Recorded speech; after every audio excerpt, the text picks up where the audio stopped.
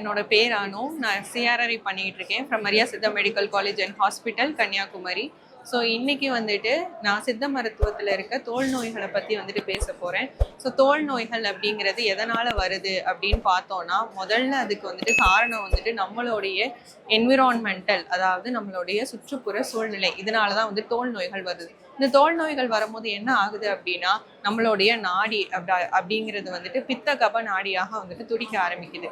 So இந்த பித்த கப நாடி தன்னுடைய அளவில் வந்துட்டு அதிகமாக துடிக்கும் போதே இந்த தோல் நோய்கள் வருது. இப்போ தோல் நோய்கள் அப்படிங்கிறதுனால அரிப்பு, எரிச்சல், இந்த மாதிரி கொப்பளங்கள் வருது. இந்த மாதிரி நிறைய கண்டிஷன்ஸ் வந்துட்டு நம்மளுக்கு வர ஆரம்பிக்குது. ஸோ இந்த கண்டிஷன்ஸை நம்ம எப்படிலாம் வந்துட்டு தடுக்கலாம் சித்த மருத்துவ முறைப்படி அப்படின்னா, நம்ம வந்துட்டு சித்தாவை மருந்துகள் மூலமா குணப்படுத்துறதுக்கு போறதுக்கு முன்னாடியும் நம்மளுடைய வாழ்க்கை முறை அப்படிங்கிறத வந்துட்டு ஒரு ப்ராப்பரான ஒரு வாழ்க்கை முறையை வந்துட்டு நம்ம கடைபிடிக்க ஆரம்பிக்கணும்.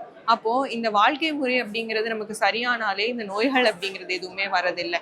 இப்போ நிறைய பேருக்கு பார்த்தோம் அப்படின்னா பாரம்பரியமா, அதாவது ஒரு ஜெனட்டிக்கல் இஷ்யூனால வந்துட்டு கூட, அதாவது இப்போ ஒரு தாத்தாவுக்கு வந்துட்டு வந்திருக்கும் ஒரு தோல் நோய், அதே இது வந்துட்டு ஒரு 2 ஜெனரேஷனுக்கு தாண்டி வந்துட்டு அந்த நோய் வந்துட்டு வர ஆரம்பிக்கும்.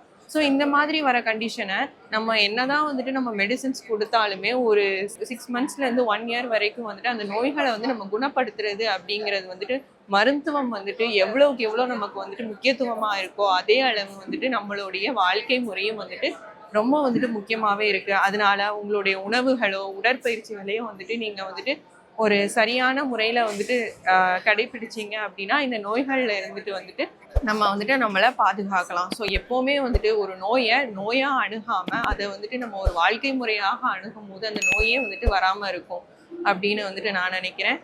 ஸோ எல்லாருமே வந்துட்டு இந்த சித்த மருத்துவத்தை வந்துட்டு கடைபிடிங்க. ஒரு நோயற்ற வாழ்வை வந்துட்டு வாழ்றதுக்கு என்னுடைய வாழ்த்துக்கள்.